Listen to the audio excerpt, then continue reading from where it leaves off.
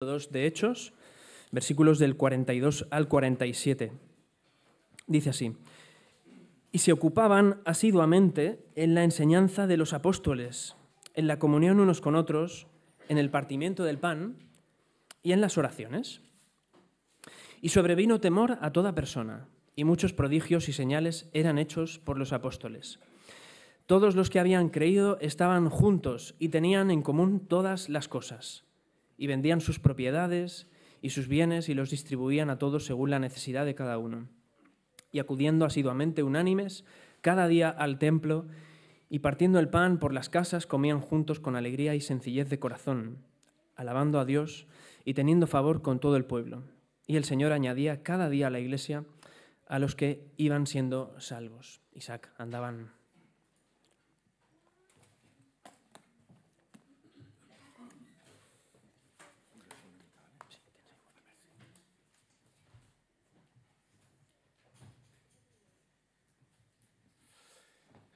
Mi vista ya no es lo que era, necesito tener esto más cerca. Cuando antes ha dicho Jonathan a Isaac en cuanto al ministerio de prisiones, no era yo, algunos me habéis mirado, pero no era yo, es el guapo que está ahí detrás. Así que podemos orar por este ministerio, y es un ministerio realmente interesante porque ahí las personas están muy receptivas a lo que Dios dice. Como ha dicho Jonathan, esta es la tercera predicación sobre la serie de Hechos, y voy a empezar con una anécdota donde un hombre, Rochunga Pudiaite, y que me disculpe si no he pronunciado bien su nombre, este fue un delegado indonesio en el Congreso Asiático sobre Evangelismo en Singapur en el año 1968. Yo suelo actualizarme mucho en las ilustraciones. Y este hombre, cuando se le preguntó sobre cómo es que en Indonesia estaba habiendo un avivamiento espiritual, él dice, cuando algunos misioneros tuvieron que salir del país al subir Sukarno al poder, los cristianos nativos empezaron, fijémonos lo que dice, a fraternizar de manera más libre, y se dieron cuenta de que todos creían lo mismo. Empezaron a obrar juntos y a orar juntos, sin hacer caso de las fronteras denominacionales que, me parece, les habían impuesto los misioneros de diversas sociedades de manera artificial. Cuando se franquearon estas barreras, el Espíritu Santo empezó a obrar. Los acontecimientos maravillosos que tuvieron lugar en sus vidas quedaron a la vista de todos los no creyentes, y muchos de estos se sintieron atraídos a Cristo. ¿Qué es lo que observamos aquí?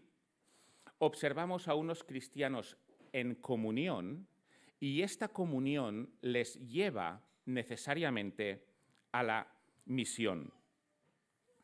El texto en el que ha leído Jonathan, que ahora vamos a meditar, vamos a empezar en el versículo 42, tal y como lo ha hecho, pero vamos a ponernos antes un poquito en contexto. ¿Qué es lo que había ocurrido? Tenemos a 3.000 personas que se habían convertido a raíz de la predicación de Pedro, más los 120 que estaban reunidos antes en el aposento alto. Es decir, que la congregación ha pasado de 120 a más de 3.000 en nada, después de la predicación de Pedro. Y ahora Lucas pasa a narrarnos qué es lo que hace esta nueva iglesia, cómo se organizan, qué es lo que hacen estos más de 3.000 nuevos creyentes. Y lo hace no centrándose en aspectos logísticos, es decir, mira, los organizamos en casas de 12 en 12 para... No lo hace de esta manera, sino que él nos dice cuáles eran las principales actividades que ellos tuvieron y cuál fue el resultado de esas actividades. Esto es lo que le importa a Lucas, no tanto la logística en cuanto a cómo van a organizarse, sino a qué es a lo que se dedicaban estos nuevos creyentes. Y en el texto que vemos hoy, vemos cómo se les tiene que atender de dos maneras, en dos sentidos. El primero de ellos es en el sentido espiritual, en el sentido religioso. Ellos han comprendido en la predicación de Pedro que son pecadores igual que todos nosotros. Han comprendido que han dado la espalda a Dios, pero han comprendido también que Jesús ha pagado por ello y han creído. Así que hasta aquí ellos lo saben. Pero hasta aquí. Falta mucho más por aprender y esta nueva comunidad debe de dar respuesta a esta necesidad de aprender. Por tanto, la primera cuestión en cuanto a cómo van a atenderlos es a este nivel, a nivel espiritual. Pero no se quedan aquí, sino que hay otro nivel al que también tienen que atender a estas personas y es a nivel material. ¿Qué van a hacer con todos estos nuevos creyentes que están en Jerusalén y que muchos de ellos no vivían en Jerusalén, sino que habían ido ahí para celebrar la Pascua, se habían convertido y ahora se quedan para aprender en esta nueva comunidad, pero ellos no tienen ahí los medios para vivir? ¿Cómo van a hacerlo? Porque tienen que dar respuesta a todo esto. Y fijémonos que solo en esto, solo en este punto, ya vemos un detalle importante. Y el detalle importante es que la comunidad cristiana, la que realmente está en comunión, no tiene en cuenta únicamente las necesidades espirituales. No tiene en cuenta únicamente lo que se refiere a la enseñanza bíblica, a la oración, al partimiento del pan. Esto no es lo único a lo que se dedicaban, sino que hay también unas necesidades materiales y estas necesidades materiales también son responsabilidad de esta nueva comunidad. Esto es lo que vamos a ver ahora en el texto. Versículo 42. Aquí dice, y perseveraban en la doctrina de los apóstoles, en la comunión unos con otros, en el partimiento del pan y en las oraciones. Lucas empieza diciéndonos cómo van a atender a estas personas a este nivel, a nivel espiritual. Y empieza por esto, probablemente quizás indicando que esto era realmente importante, y nos habla de 4 cuestiones: la doctrina, la comunión, el partimiento del pan y las oraciones. Estas no son las únicas 4 actividades que llevaba a cabo esta iglesia. Más adelante se nos habla de la alabanza y se nos habla también de la evangelización. Pero haremos bien en atender a cuáles son los pilares en cuanto al funcionamiento de esta nueva iglesia, porque si es la primera iglesia la que fundan los apóstoles, es justamente lo que tenemos que imitar. Y en primer lugar dice la doctrina de los apóstoles. Ellos habían comprendido quién era Jesús. Habían comprendido que Jesús era el Hijo de Dios y que había muerto por ellos. Pero aquí no termina su formación. Aquí empieza su formación. ¿Qué es lo que Jesús dijo a los discípulos cuando les mandó hacer nuevos discípulos? ¿Qué les dijo?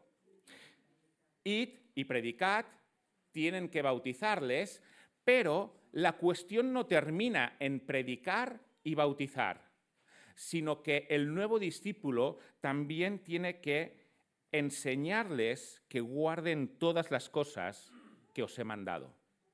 Es cierto, hacer nuevos discípulos conlleva predicar y conlleva bautizar, pero no termina ahí, sino que empieza ahí. Y hacer nuevos discípulos implica enseñarles todo lo que Dios ha dicho. Y esto es justamente lo que tiene que hacer esta nueva comunidad.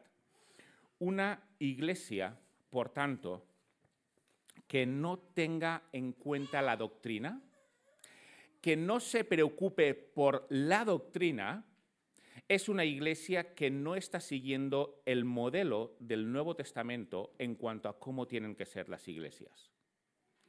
La doctrina, la enseñanza, es importante.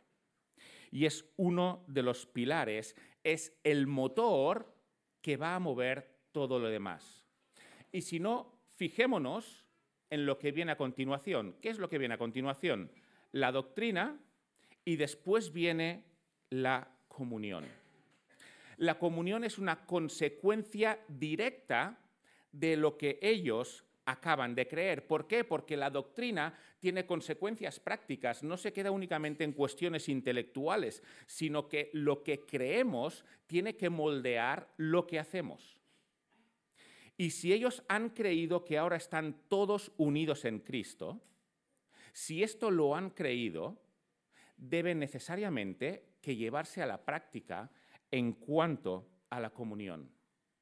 A partir de ese momento, las diferencias que hasta ese momento podían separarles, esas barreras que todos tenemos en cuanto a lo que nos une a otras personas, iban a desaparecer. ¿Por qué? Porque lo importante lo tenían en común. Es algo que hemos visto también en el momento de alabanza. Aquí somos muchas personas y muchos tenemos pocas cosas en común. Pero ¿sabéis qué? Lo importante lo tenemos en común.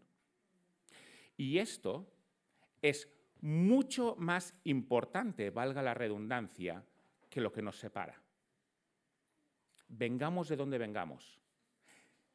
Tengamos la educación que tengamos. Lo importante es mucho más grande que lo que nos separa. Incluso dentro de los judíos había diferencias y había rivalidades. Estaban aquellos a los cuales les gustaba hacer gala de su piedad, que todos vieran lo bueno que ellos eran, y ni siquiera comían con otras personas, aunque fueran judíos, si estos eran considerados pecadores. Y estamos hablando de personas que creían en Dios. Es más, estamos hablando de personas que creían en el mismo Dios que estos están creyendo. Creer en Dios no eliminó estas barreras. Lo que les hizo eliminar estas barreras es darse cuenta de la tremenda realidad de que todos estamos en la misma situación delante de este Dios. Y de que todos necesitamos al mismo Señor Jesucristo para presentarnos delante de Él. Así que aquí ya no tenemos a eruditos o personas sin educación, ya no tenemos a ricos y pobres, ya no tenemos a nacionales y extranjeros, sino que tenemos a un grupo que, pese a sus diferencias, están unidos por lo que más importa. Fijémonos que esto es tremendamente relevante para nosotros porque lucha en contra de nuestra naturaleza. Tenemos tendencia a observarnos a nosotros mismos y a estar mejor con aquellos que se parecen a nosotros. Y pensemos una cosa también. Cuando alguien cree en Jesús como Salvador, sus ideas políticas no desaparecen. Sus ideas familiares no desaparecen. Su nacionalidad no desaparece. Y todo esto sigue jugando en contra de la comunión que debemos tener en ocasiones. Hace poco estaba hablando, Daniela me autorizó para decirlo, estaba hablando ella con otra persona. La otra persona también es una persona que es obrera y empezaron a hablar sobre diferencias en cuanto a sus países de origen. Y, oye, ya está bien que tu gobernante hace esto en contra de mi país. Y la otra, ¿pero qué dices? Sois vosotros los que os aprovecháis de nuestra riqueza. ¿Pero qué me estás contando? Que no es así, que pim, bim, bim, bim, bim. Y estamos hablando de dos personas maduras en la fe. Son obreras las dos.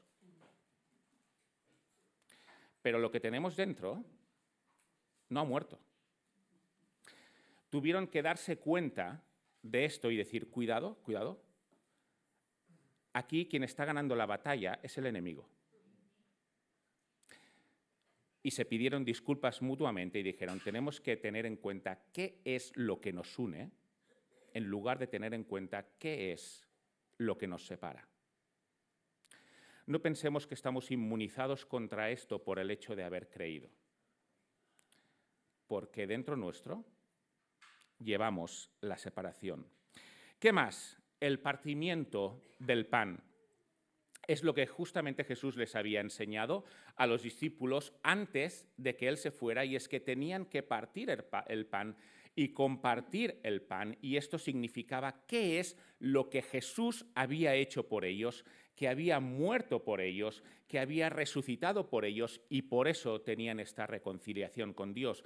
Esto es lo más importante, y por eso es que tenían que recordarlo, que tenían que perseverar en ello. Y las oraciones.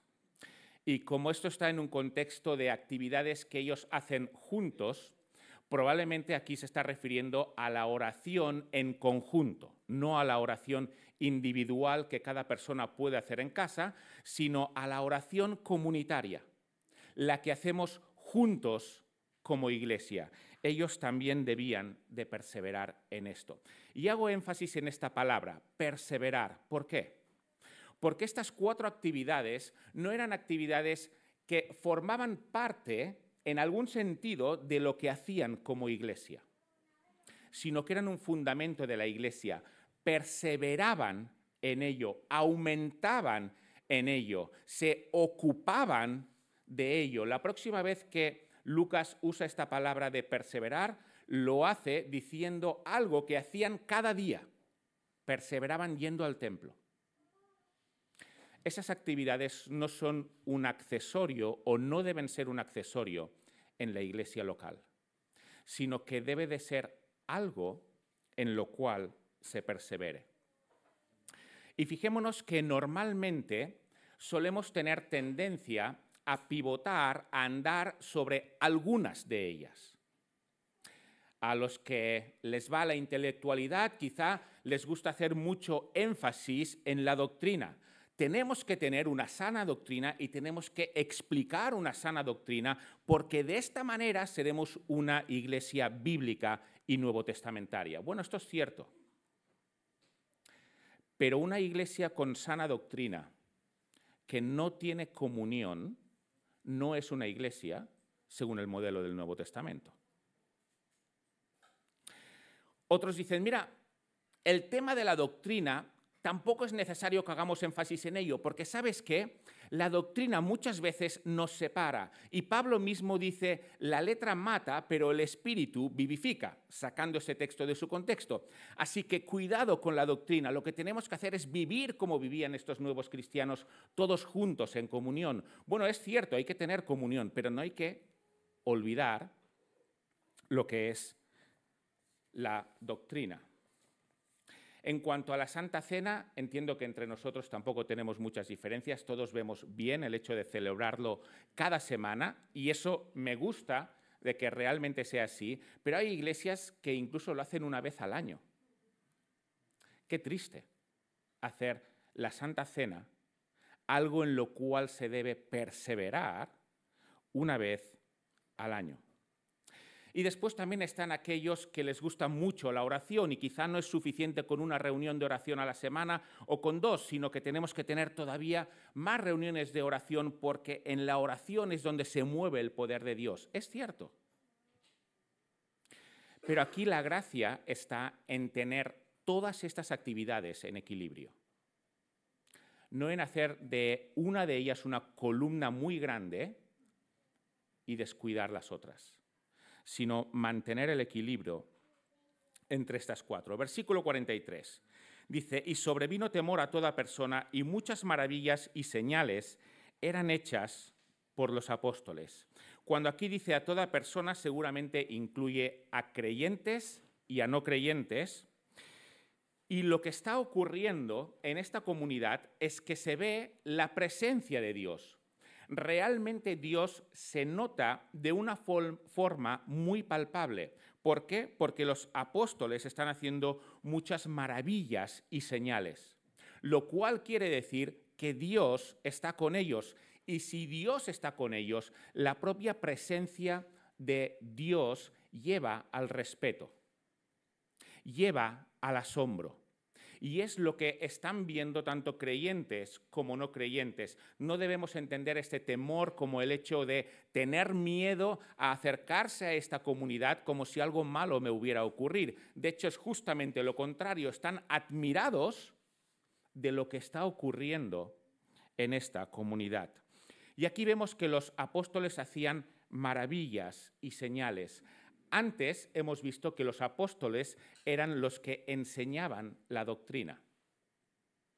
¿Por qué tendrían que aprender doctrina de los apóstoles? ¿Quién avala el mensaje que están dando los apóstoles? ¿Por qué tenemos que obedecer a estos 12 y no a este otro que también parece muy inteligente? Lo que avala que lo que tienen que seguir es la doctrina de los apóstoles es justamente esto. Dios está con ellos y lo demuestra haciendo maravillas y señales. A ellos es a los que hay que oír para obedecer en cuanto a la doctrina. Versículos 44 y 45 dice: todos los que habían creído estaban juntos y tenían en común todas las cosas, y vendían sus propiedades y sus bienes y lo repartían a todos según la necesidad de cada uno. Aquí vemos que la comunión que ellos tenían no se trataba de una comunión en cuanto a dar unas palmaditas y decir: mira, me alegro de verte, oye, qué buen día ha hecho este fin de semana. ¿Irás a la playa o no irás a la playa? Pues no, mira, me voy a quedar, me voy a hacer un asado. No se trata de este tipo de conversaciones que están bien, pero que quedan totalmente en la superficie, sino que esta comunión les llevaba a lo más profundo, a lo que ellos eran como persona. Y lo que ellos eran como persona implicaba también sus bienes materiales. Ellos no podían permitir el hecho de que alguien que hubiera creído en Cristo tuviera ahora que padecer necesidad. ¿Por qué? Porque este que había creído en Cristo era su hermano. ¿Quién deja a un hermano tirado en la calle sin poder comer? Nadie. Pues ahora estos desconocidos eran hermanos. Y ellos lo sabían. Sabían que lo importante era compartir las maravillas del reino y esto quería decir que tenían un padre en común. Así que no podían ser insensibles a las necesidades de los demás. Hemos estado hablando de comunión, ¿verdad? Y ahora estamos hablando de comunión. Si os pregunto cuál es esta palabra comunión en griego, supongo que algunos de vosotros lo sabréis, porque el ministerio de comunión es el ministerio de koinonía. Muy bien. La palabra generoso en griego, ¿sabéis cómo es?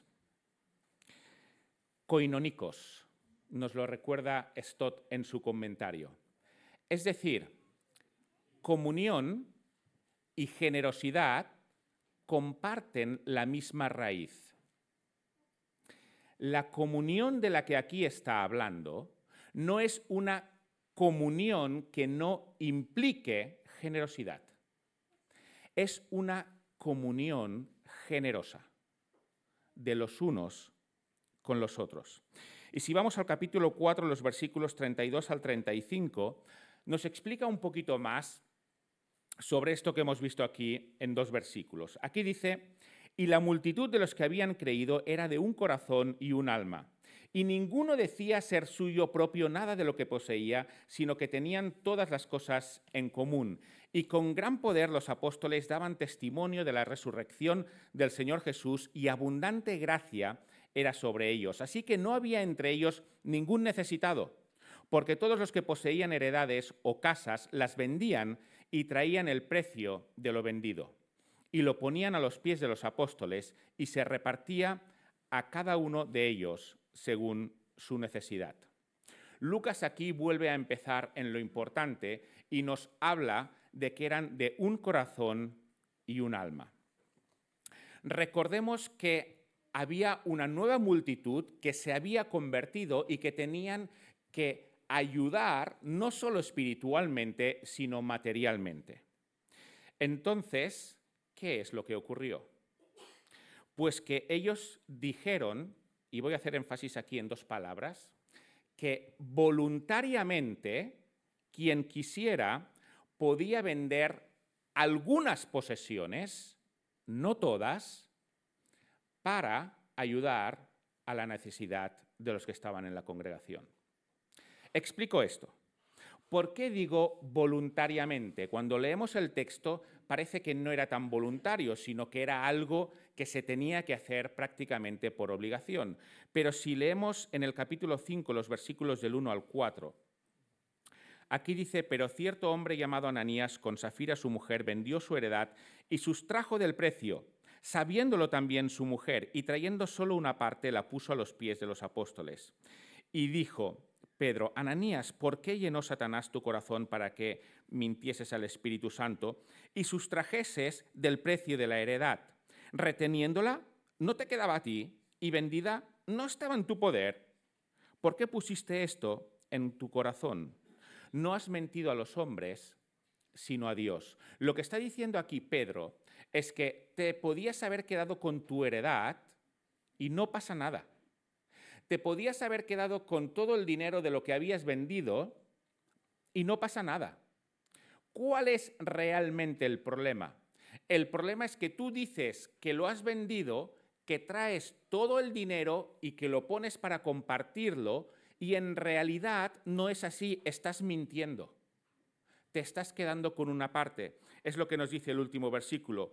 No has mentido a los hombres, sino a Dios. El pecado era mentir. Porque Pedro le está diciendo, podías quedarte con lo tuyo. No hacía falta que lo dieras. Lo que no debes hacer es mentir. Por tanto, en primer lugar, este poner en común era voluntario. Pero en segundo lugar, no eran todas las posesiones. Eran algunas posesiones. ¿Y cómo es que deducimos esto? En el versículo 46, que después lo veremos, dice: y perseverando unánimes cada día en el templo y partiendo el pan en las casas. ¿Cómo podían ir a casas de creyentes si todos los creyentes las habían vendido? No sería posible. Si iban a casa de los creyentes a partir el pan, es porque muchos creyentes mantuvieron sus casas. Así que no lo vendieron todo. Por tanto, este hecho de poner todas las cosas en común era algo que se hizo para cubrir la necesidad, pero ni vendieron todo, ni era obligatorio. Ahora, aquí viene una cuestión, y es que si yo he dicho, fijémonos en qué es lo que hizo esta iglesia primitiva, esta primera iglesia, y tomemos nota para seguir nosotros el modelo de lo que ellos hicieron. Y he hecho énfasis en que tenemos que seguir el tema de la doctrina, el partimiento del pan, la comunión y la oración. Alguno me puede decir, ¿y por qué no tenemos que imitar esto? Porque está justo al lado. Esto lo hizo también la iglesia primitiva. Si la iglesia primitiva es un modelo para nosotros, ¿por qué no tenemos que imitar esto? Un comentarista dice: muchos argumentan en la actualidad que no hay necesidad en seguir a los creyentes primitivos en esta práctica. Lo mismo se podría argumentar que no deberíamos amar al prójimo como a nosotros mismos. Este compartir las posesiones inmobiliarias como personales era fruto inevitable de vidas llenas del Espíritu Santo. Así que, según este comentarista, decir sigo lo de la doctrina, pero no sigo el tema de las posesiones, es una incongruencia. Decir no tenemos que imitar a la Iglesia primitiva en cuanto a compartir las posesiones es lo mismo que decir que no debemos amar al prójimo como a nosotros mismos. Es curioso porque, que yo sepa, él no lo hizo. Pero os propongo aquí que el hecho de vender y compartir las posesiones no es un modelo a seguir por todas las iglesias. ¿Por qué? ¿Por qué esto no es así? En primer lugar, Lucas aquí no está dando instrucciones. Lucas está describiendo lo que está pasando. Y tenemos que distinguir esto cuando queremos aplicar las cosas a la Iglesia. Una cosa es un texto que nos da una orden, como principalmente las epístolas, dice, haced las cosas de esta manera. Y otra cosa es un texto que simplemente está describiendo lo que está pasando. Ahí no está diciendo, esto lo tenéis que aplicar. Tampoco está diciendo que no lo tenéis que aplicar. Pero aquí Lucas no nos está dando una orden, sino que Lucas está describiendo lo que está pasando. Esto en primer lugar. En segundo lugar, para saber si es una norma, lo que tenemos que hacer es ver si el resto de iglesias hacían lo mismo. Si el resto de iglesias del Nuevo Testamento hacían lo mismo, entonces podemos deducir que es una norma para todos. Pero si el resto de iglesias del Nuevo Testamento no hacen lo mismo, entonces podemos deducir que no es una norma para todos. ¿Qué es lo que ocurre con el resto de iglesias del Nuevo Testamento? Observamos Antioquía, observamos Corinto, observamos Galacia, observamos Éfeso, observamos Tesalónica, observamos Filipos, y en ninguna otra iglesia del Nuevo Testamento hacen esto. En ninguna. Solo en Jerusalén. Deducimos, por tanto, que esto no es una norma para todas las iglesias, pero no es que lo veamos así porque sería imposible verlo de otra manera y nos volveríamos locos ahora si tenemos que vender nuestras posesiones, sino simplemente porque esta no es la enseñanza en cuanto al modelo para todas las iglesias. Jerusalén lo hizo. Tenían una necesidad que suplir. Pero el resto de iglesias, ninguna lo hizo. Así que no nos podemos tomar esto como norma.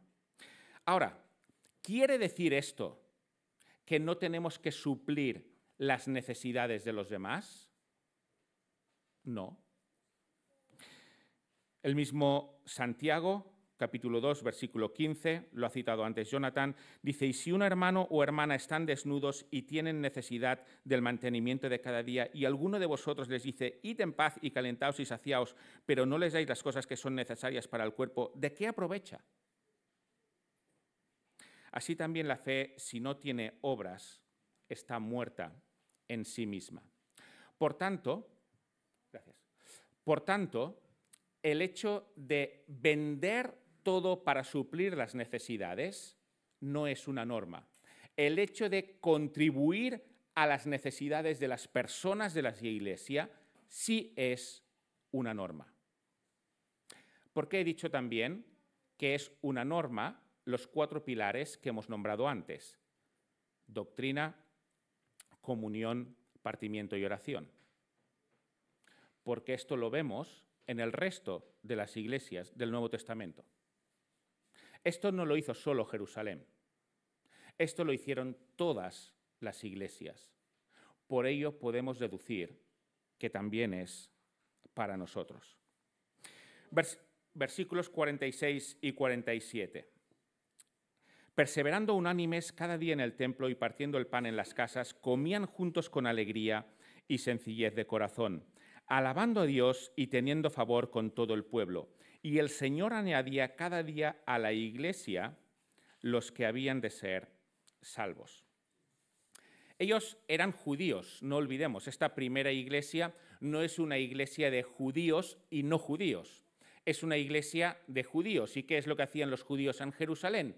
Iban al templo y después de convertirse, ¿qué es lo que hicieron? Seguir yendo al templo. Obviamente entendemos o sobreentendemos que no participarían de los sacrificios, porque habían entendido que Jesús era el único sacrificio.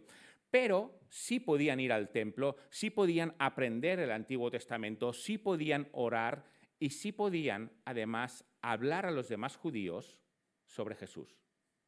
Así que ellos continuaron, fijémonos cuándo, cada día yendo al templo. A veces nos saturamos si tenemos una o dos reuniones entre semana, ¿verdad? Pero si ya vamos el domingo, oye, que no falto el domingo nunca. Ellos estaban cada día en el templo. Pero en el templo no podían hacer lo que correspondía a su nueva fe. En el templo no podían partir el pan, porque allí lo que se hacía no era haber creído en Jesús, sino que se celebraban los sacrificios. Así que el partimiento del pan no podían hacerlo en el templo. Orar de forma cristiana, siguiendo a Cristo, también era más dificultad hacerlo en el templo. Y aprender la doctrina de los apóstoles, tenían que aprenderlo donde estuvieran los apóstoles. Así que en el templo no podían suplir sus necesidades como nuevos cristianos, por tanto, se reunían en las casas. Ahí tenían que partir el pan. Aquí probablemente está significando una comida, pero no olvidemos de que en la iglesia primitiva el hecho de partir el pan y tomar la copa, como hemos hecho esta mañana, no era tal y como lo hemos hecho, sino que esto formaba parte de una comida, de una cena. Comiendo, cenando, es que partían el pan, es que tomaban la copa, tal y como Jesús les había dicho. Comían juntos con alegría y sencillez de corazón. Qué bonito esto, ¿verdad? Sencillez de corazón. ¿Os ha pasado a veces de estar en alguna comida o incluso compartir más tiempo en vacaciones con alguna familia o con alguna persona que sean, en lugar de sencillos, complicados? De estos que tienes que decir, a ver, tengo que mentalizarme en no sacar este tema, de no sacar este otro tema, aguantarle las gracias porque la verdad es que no hacen gracia y quiere parecer el más majo de todos, pero como diga algo, la cosa puede terminar mal. Y cuando te vas a casa o estás en el coche, dices, menos mal, ahora por fin puedo ser yo y no estar pendiente de si voy a meter la pata o no. ¿Os ha pasado? Sí, a mí también. Y en contraste, qué bonito es estar con personas sencillas. Y cuando digo sencillas, no quiero decir que no sean intelectuales, no quiero decir que estén arriba o abajo de la sociedad, pueden ser muy listos, pueden estar muy arriba, no depende de nada de esto, sino que depende de un corazón auténtico. Alguien con quien realmente puedes ser tú, que sabes que puedes decir las cosas y no lo va a escuchar de una manera que lo va a malinterpretar. Qué bonito es estar con personas sencillas de forma auténtica. Aquí dice, de corazón. Jesús hizo esta obra con ellos. Podían haber sido unos repelentes antes. Podían haber sido de estos en los cuales uno dice 20 minutitos y no más. Pero Jesús los transformó en personas sencillas, en personas que vieron que compartían lo más importante, y esto rompía el resto de barreras. De estas personas que dices, quiero estar con ellos, quiero comer con ellos, hasta me iría de vacaciones con ellos, porque se está realmente bien. Y otro apunte aquí también. Estamos hablando de comer juntos, estamos hablando de comunión, estamos hablando de hospitalidad. Pero aquí nos enseña cómo es esta hospitalidad según el modelo cristiano. Esta hospitalidad según el modelo cristiano no está basada en tener en casa a comer siempre a nuestros amigos cristianos. No se trata de tener la casa llena únicamente con aquellos que nos llevamos bien, con aquellos que nuestra familia se lleva bien y con los que estamos a gusto. Esto es bueno y esto es hospitalidad. Pero esto, podríamos decir en los labios de Jesús, hasta los gentiles lo hacen. No se necesita nada especial para hacer esto. Aquí estamos hablando de una comunidad que ha roto las barreras y que ahora están todos juntos. Por supuesto es lícito tener amigos. Jesús tuvo los 3 íntimos. Y está bien confesar y vivir de una forma más intensa con tus amigos. No hay ningún problema con ello, pero Jesús mismo comía con los 12. La hospitalidad cristiana significa estar con todos. No únicamente con aquellos con los que nos llevamos bien y nos es muy agradable compartir, sino que también con aquellos a los que no nos es tan agradable, pero si tenemos en cuenta qué es lo que nos une, debemos de saber que esas barreras deben romperse. Una iglesia en la que las personas sean hospitalarias, que cada semana tengan personas a comer en su casa y vayan a casas de otras personas, y haya personas dentro de la congregación a las que nadie las haya invitado nunca, ¿cabe dentro de este modelo que estamos viendo? Creo que es un rotundo no. No se trata únicamente de abrir nuestras casas, se trata de abrir nuestras casas a todos. Y hay gente entre nosotros que puede pasar fechas señaladas solo, que posiblemente nadie le invitará a su casa a comer. No podemos levantar la bandera de la hospitalidad si no estamos dispuestos a mirar a aquel de que padece necesidad en cuanto a la soledad también. No se trata únicamente de cuestiones materiales, sino también de cuestiones emocionales, y ellos lo suplían. Aquello que antes les separaba, ahora lo compartían. Pero eso no quedaba en una teoría, eso no quedaba en una doctrina, sino que lo vivían. Una iglesia, según este modelo, es una iglesia en la que, además de suplirse las necesidades materiales, se suplen las necesidades emocionales teniendo en cuenta a todos, absolutamente a todos. Vivir de esta manera, ¿qué es lo que les llevaba? Tener el favor de todo el pueblo. Las personas observaban cómo vivía esta nueva comunidad y decían, aquí ha habido un cambio radical. A muchos de ellos los podían conocer, porque eran judíos que ya eran residentes en Jerusalén. ¿Cómo es que este ha cambiado tanto? ¿Cómo es que este otro ha cambiado tanto? Mira, fíjate en este. Nunca hubiera ido a comer con una persona pecadora como el otro, pero ahora le abre su casa. Ahora están juntos. ¿Qué ha pasado aquí?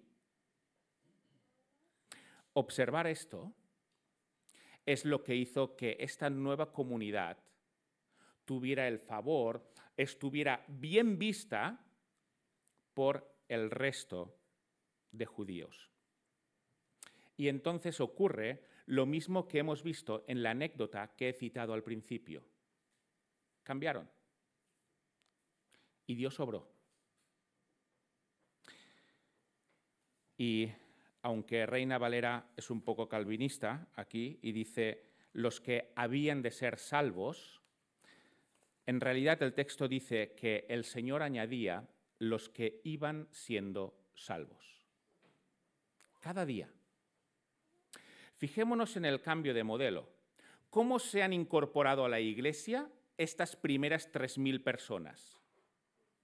Con lo que podríamos llamar una campaña evangelística. Sale Pedro, predica y se convierte en 3.000 personas. Una campaña evangelística que ya les gustaría tener a muchos en su currículum. Pero ¿cómo se van incorporando ahora las nuevas personas a esta comunidad? ¿Con más campañas evangelísticas? No.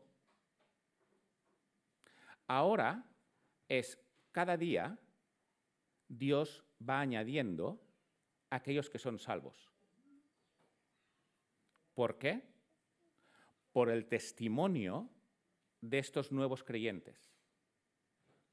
Ahora ya no es una predicación en la plaza central del pueblo, sino que es una predicación de tú a tú de aquellas personas que han sido cambiadas por Jesús.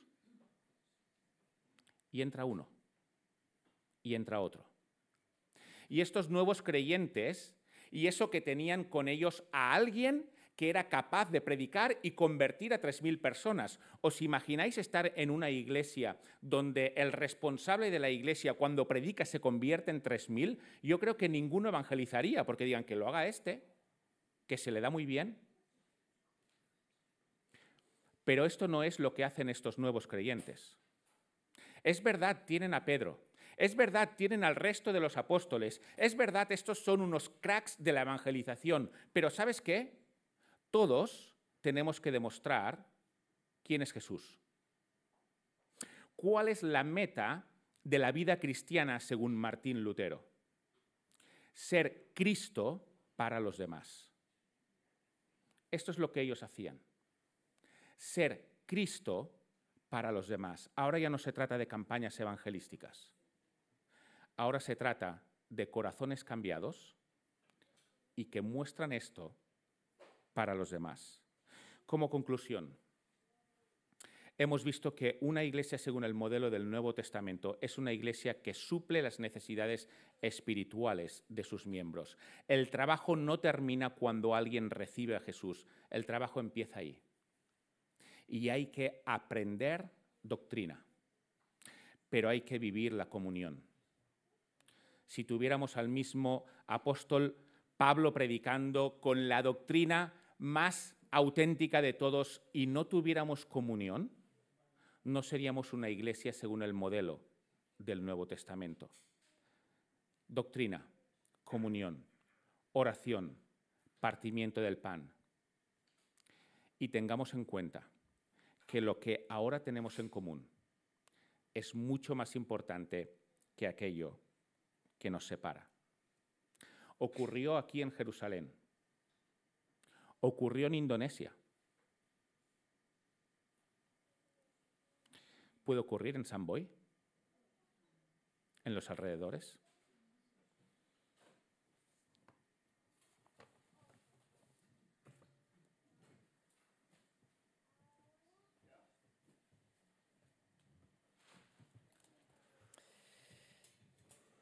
Gracias, Isaac. Y mientras el grupo de alabanza va